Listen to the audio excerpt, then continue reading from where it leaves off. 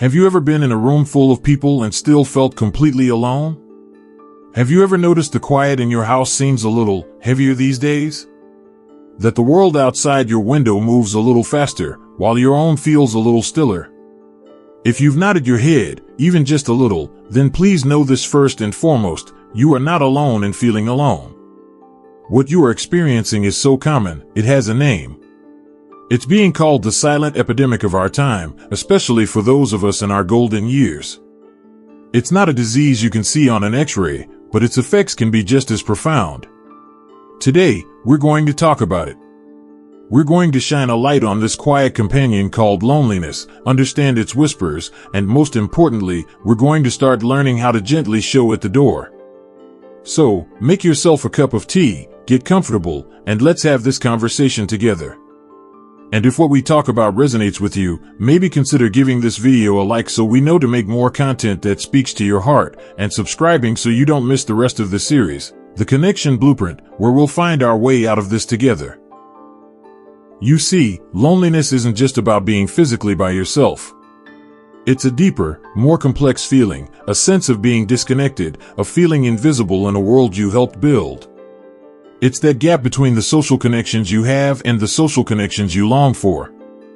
For many of us, this chapter of life brings changes we never could have fully prepared for. Our children have grown and built their own busy lives, maybe in different states, their visits becoming precious but fleeting holidays.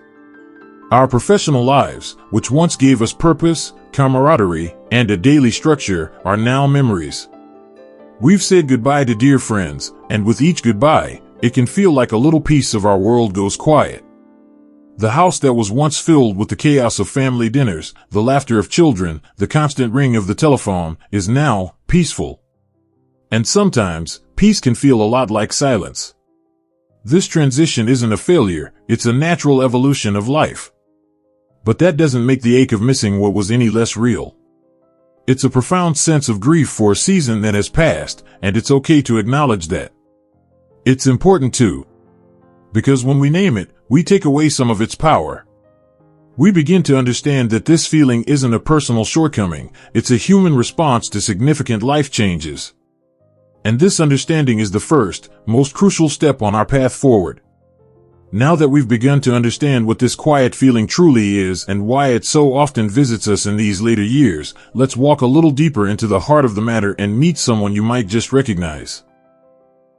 Imagine a man named John. John is 78 years old. He lives in a lovely little ranch house in a suburb of Columbus, Ohio, a house he and his late wife, Eleanor, bought over 40 years ago. His walls are lined with photographs of a life well lived, their wedding day in 1965, fishing trips with his son, Mike, vacations to the Grand Canyon, grandkids in graduation gowns. To anyone looking in, John has it all. But his days now follow a quiet, narrow rhythm. He wakes up early, makes his coffee, and reads the newspaper, the physical one, because he likes the feel of it. The mornings are okay.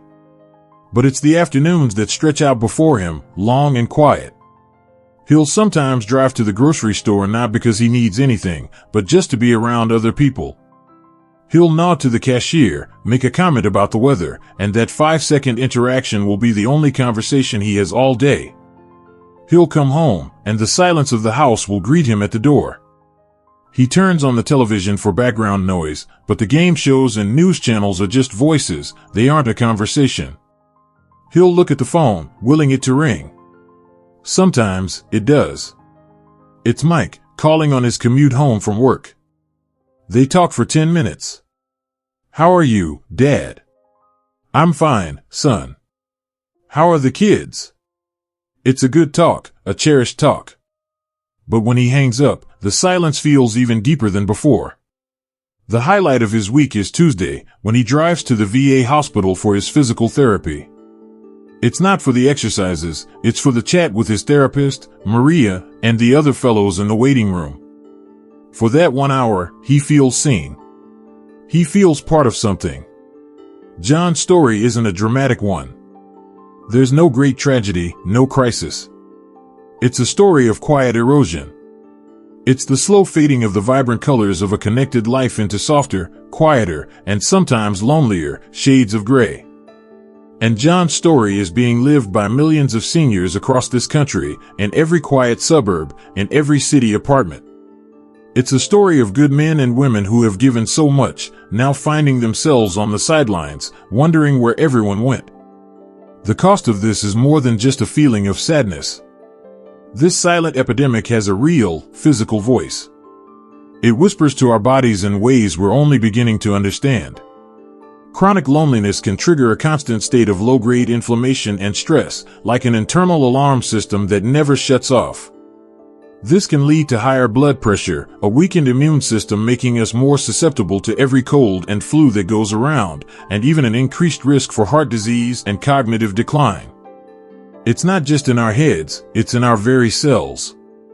The mind and body are not separate countries, they are deeply intertwined. When the heart feels isolated, the body often follows suit. But here's where the story turns. Here's where we find our hope. Because if the connection between loneliness and our health is so powerful, then the reverse must also be true. If disconnection can cause harm, then reconnection can bring healing. This isn't just wishful thinking, it's science. And this beautiful, hopeful truth is what leads us perfectly into our final thoughts for today. So, what do we do with all this? If you see a little of yourself in John's story, if the quiet feels a little too loud sometimes, I want you to take a deep, gentle breath with me. This is not a life sentence. This is a season, and seasons change. The most important thing to remember is that you are worthy of connection. Your story, your wisdom, your laughter, it all still matters immensely. You are not a relic, you are a resource. You are not a burden, you are a blessing. And rebuilding connection isn't about making 100 new friends or completely changing who you are. It's about small, consistent steps. It's about being a little brave in small ways. Maybe it's saying good morning to the mail carrier and using their name if you know it. Maybe it's finally saying yes to that invitation to the weekly coffee hour at your local senior center or church, even if you're nervous. Maybe it's volunteering your incredible lifetime of skills, reading to children at the library, helping file taxes for low-income families through the AARP Foundation, or tending a plot in a community garden. There, you'll meet other people who also have time and a desire to contribute. You could join a book club at the library, or even an online group for a hobby you love, like birdwatching or classic film. Technology can be a bridge, not a barrier. Ask a grandchild to show you how to video call. It's a wonderful way to feel present in their lives, to see their smiles light up the screen. Remember, every big forest was once just a collection of tiny seeds. Every single connection you have now started with a first hello. Don't underestimate the power of a small hello. It's a tiny act of rebellion against the silence. I would truly love to hear from you in the comments below. What's one small step you've taken to feel more connected? Or maybe you have an idea for one you'd like to try this week. Your story could be the very thing that inspires someone else to take their first brave step. Let's build a community right here, supporting each other. And if you found a little hope here today, if you felt a little less alone, please do hit that like button and subscribe to our channel. It truly helps us reach more wonderful people like you, and it means we can continue this important conversation together in our next video, where we'll dive into practical, everyday strategies for building meaningful connections. This journey out of loneliness isn't about going back to the way things were. It's about moving forward, with all the wisdom and grace you've earned, to build a new chapter that is rich with purpose and connection. It's about writing a new story, one small, brave hello at a time. You have so much yet to give, and so much yet to receive. Thank you for spending your time with me today. Remember, you are not alone. We are in this together. Until next time, be kind to yourself, and may your days be filled with more light, more connection, and more peace.